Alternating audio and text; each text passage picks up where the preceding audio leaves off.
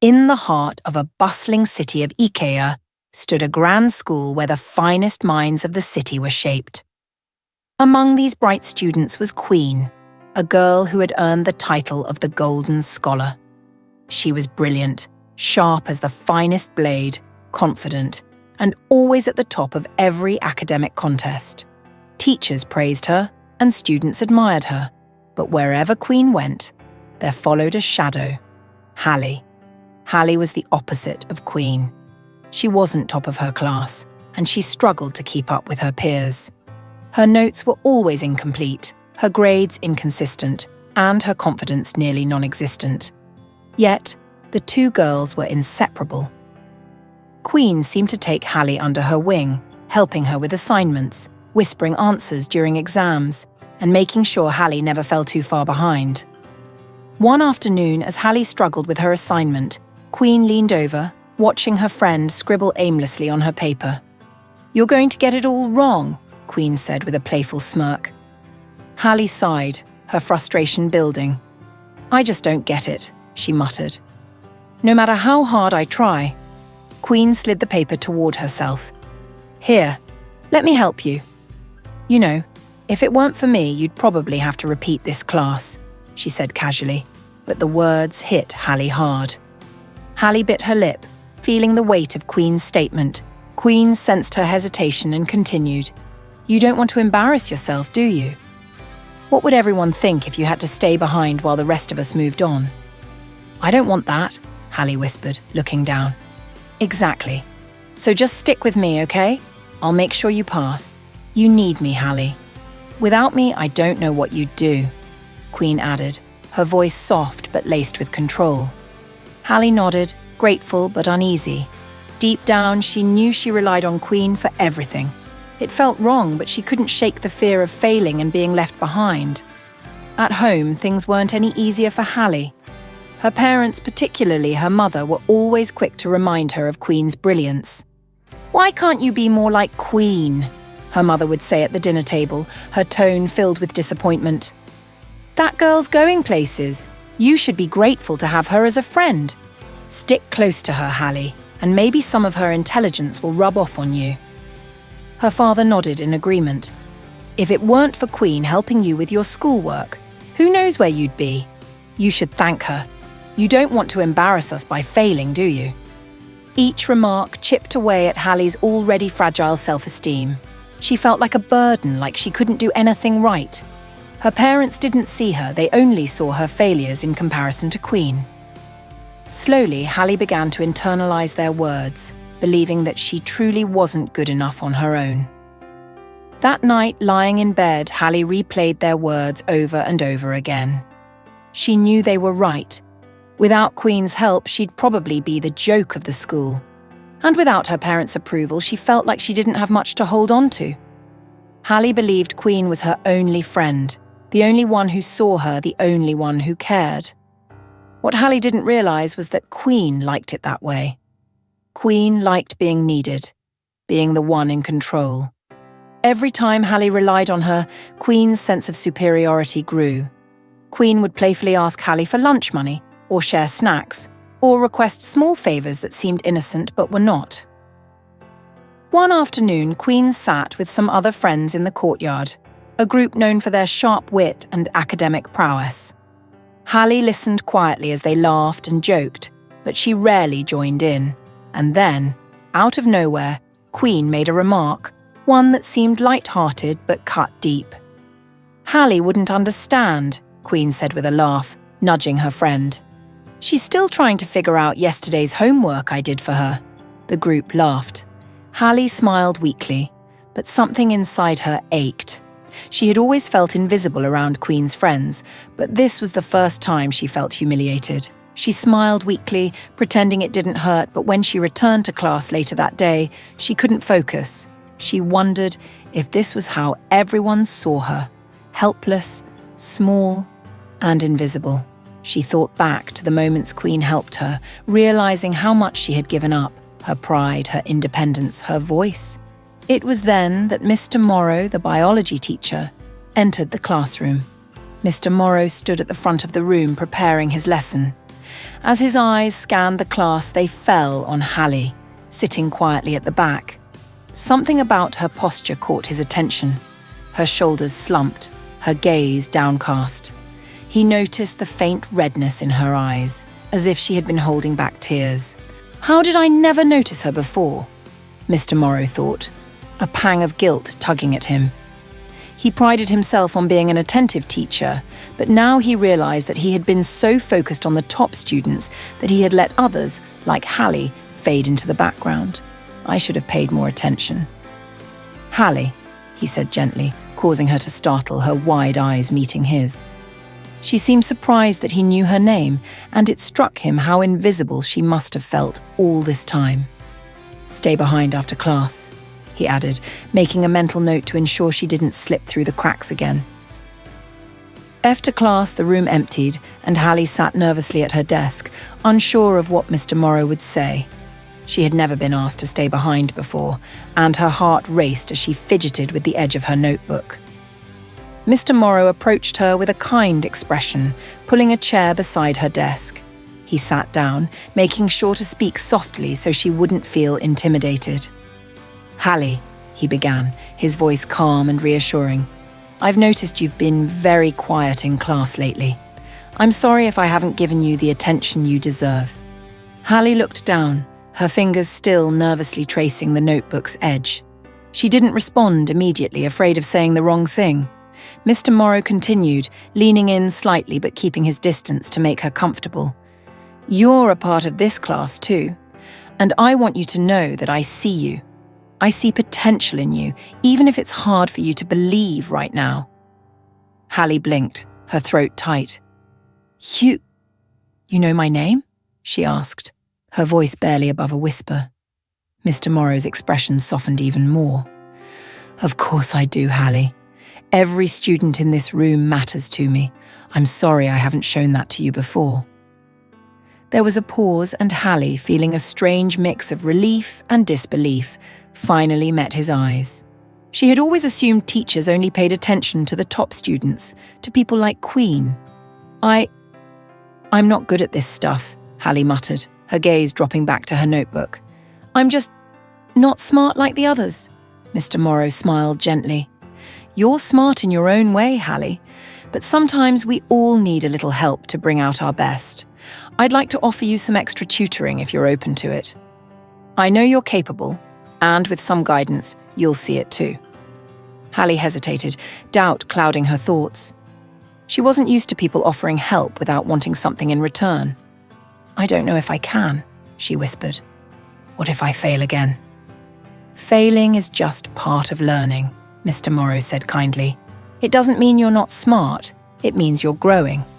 And I'll be here to help you every step of the way, if you'll let me." Hallie felt the knot in her chest loosen slightly. For the first time, someone was offering to help her without making her feel small or weak. She wasn't sure what to say, but she nodded, her voice barely audible. "Okay, I'll try." Mr. Morrow's eyes brightened with encouragement. "That's all I ask. We'll take it one step at a time." Over the next few weeks, Hallie's confidence slowly grew.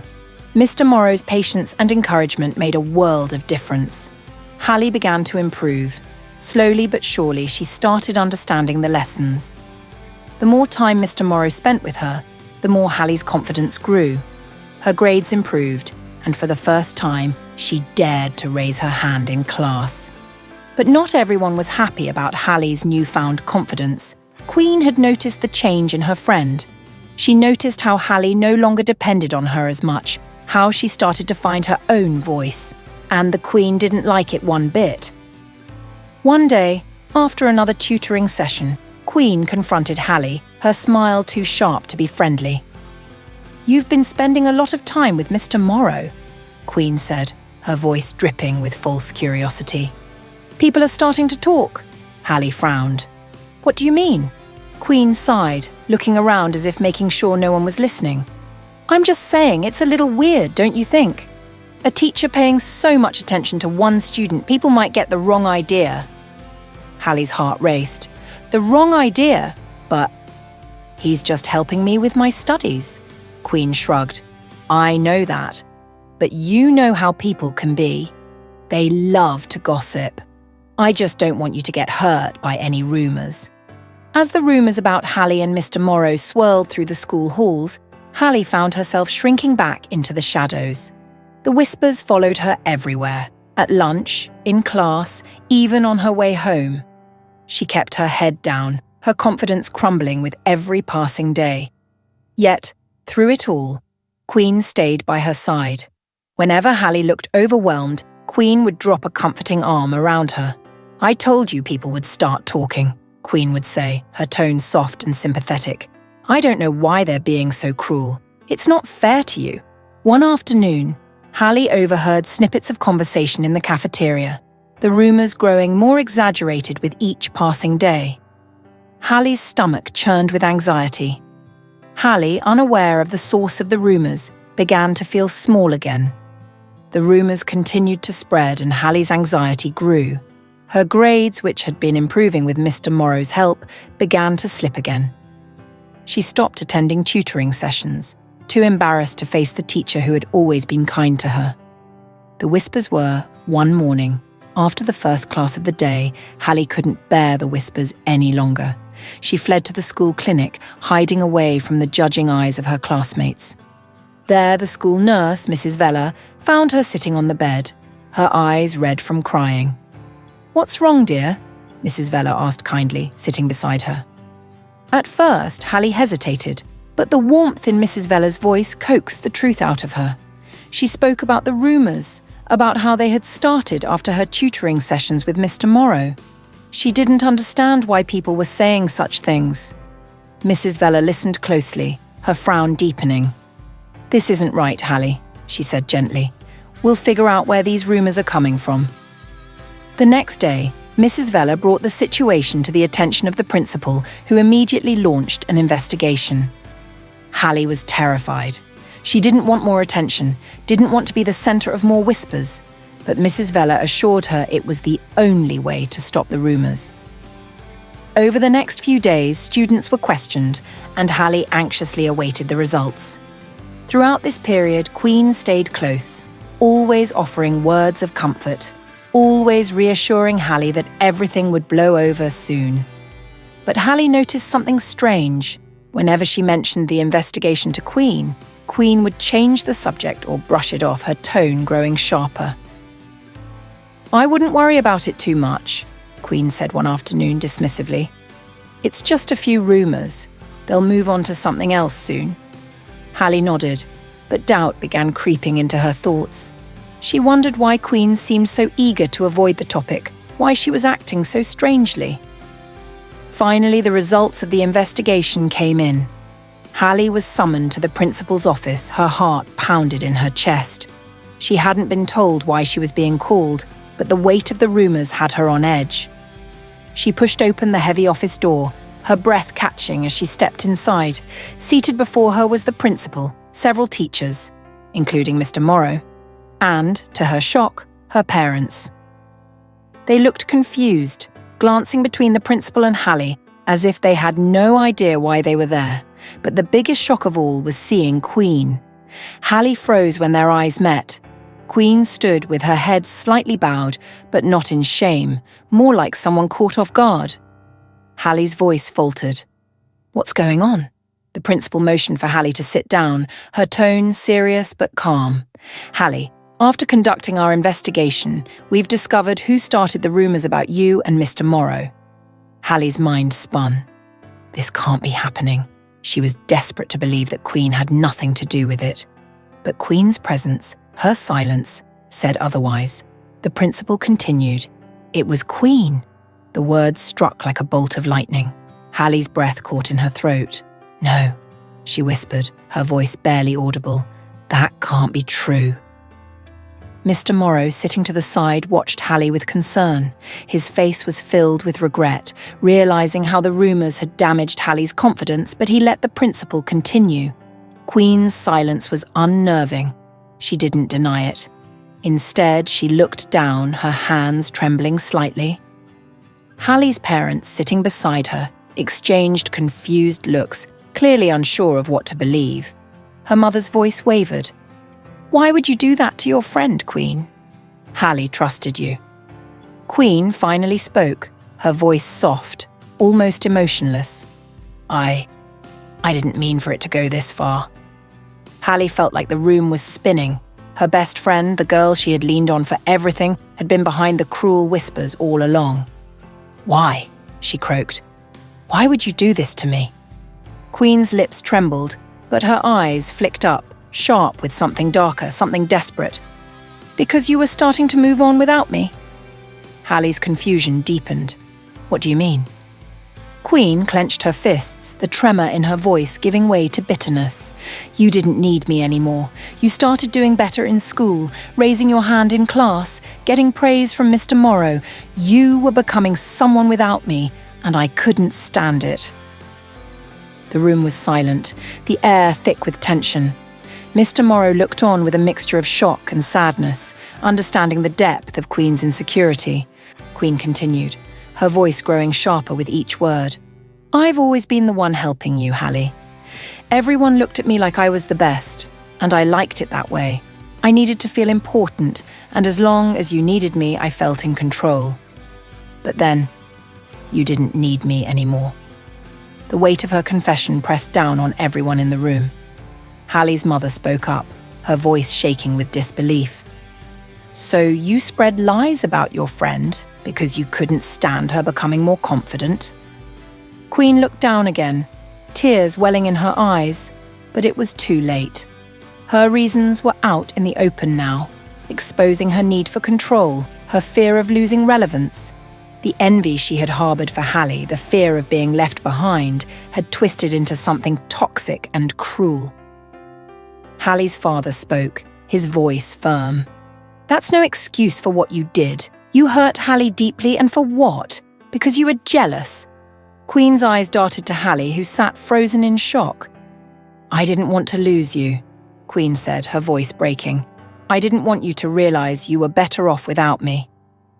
Tears welled in Hallie's eyes, not just from the betrayal, but from the realization that Queen had never truly been her friend. You were never my friend, Hallie whispered, her voice trembling with pain. You just wanted to control me.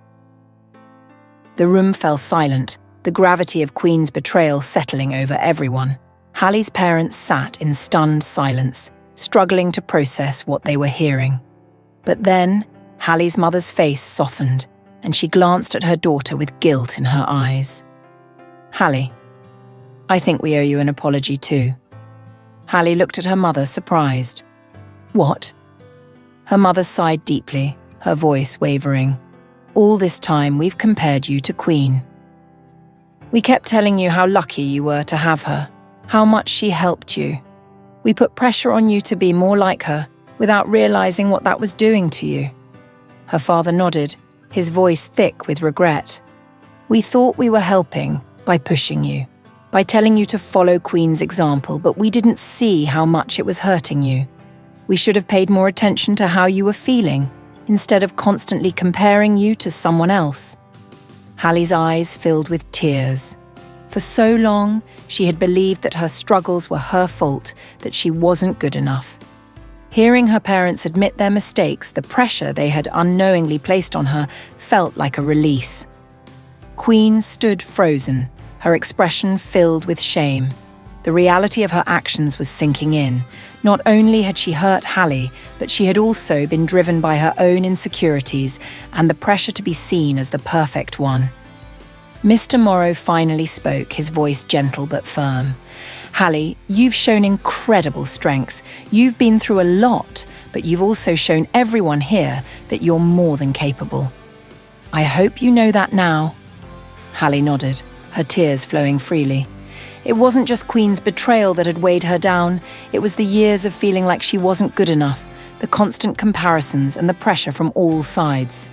The principal sighed, breaking the silence. Queen, your actions have caused a lot of harm. You spread lies about your friend, manipulated her, and created an environment where she felt isolated. There are consequences for this kind of behavior. Queen's eyes flickered with fear, but she said nothing. The principal continued, her tone firm but not without compassion. You will be suspended for your actions. During that time, I encourage you to reflect on how you've hurt others, including Hallie. It's important that you understand the impact of your choices, not just on Hallie, but on yourself. Hallie watched Queen, waiting for a reaction. Part of her still couldn't believe her once close friend had done something so cruel. But there was no satisfaction in seeing Queen punished. Instead, Hallie felt a strange sense of loss. A friendship that had meant so much to her had been shattered by manipulation and envy. Queen finally spoke, her voice shaking. I'm sorry. She glanced at Hallie, her eyes filled with guilt. I didn't mean for it to go this far. I didn't want to lose you. Hallie's heart ached at Queen's words, but she didn't know how to respond. A part of her had longed for this apology, but it didn't erase the pain or betrayal. Queen continued, her voice breaking. I don't expect you to forgive me, but I am sorry. The room fell silent again, and Hallie took a deep breath, searching for her own voice. I don't know if I can forgive you, she said quietly, but I hope you figure out why you felt like you needed to do this. It wasn't about me. It was about you. Queen nodded, unable to meet Hallie's gaze any longer. In the days that followed, Queen's suspension was the talk of the school. The students who once admired her turned away, and the pedestal she had built for herself came crashing down. Queen was no longer the golden scholar everyone looked up to. She was simply a girl who had let her insecurities and need for control destroy her friendships. Meanwhile, Hallie's life began to change. With the support of her parents, Mr. Morrow, and the school, she started to rebuild her confidence. The pressure she had felt to live up to Queen's standards slowly faded, and for the first time, Hallie felt like she could truly be herself. One afternoon, after a long day of classes, Hallie found herself standing near the school gates. She noticed Queen walking alone, her once confident stride replaced by a quiet, withdrawn figure. Queen glanced up, meeting Hallie's eyes for just a moment. There was no malice in her gaze, just sadness and regret. Hallie gave her a small nod, a silent acknowledgement of what had passed between them, but also a recognition that they were moving in different directions now. As Hallie continued her journey through school, she discovered a strength within herself that she had never known. No longer in Queen's shadow, she began to thrive, not because someone else was helping her, but because she had learned to trust in her own abilities. When graduation day finally arrived, Hallie stood tall, proud of what she had achieved. As she accepted her diploma, she looked out at the crowd. Her parents beamed with pride, their previous doubts replaced with admiration for their daughter's resilience. As Hallie walked off the stage, she didn't look back. Her future was ahead of her, filled with possibilities she hadn't dared to dream of before. She was no longer bound by the chains of comparison or doubt. She had found her own light. Dear viewers, in life, the people we trust can sometimes be the ones holding us back.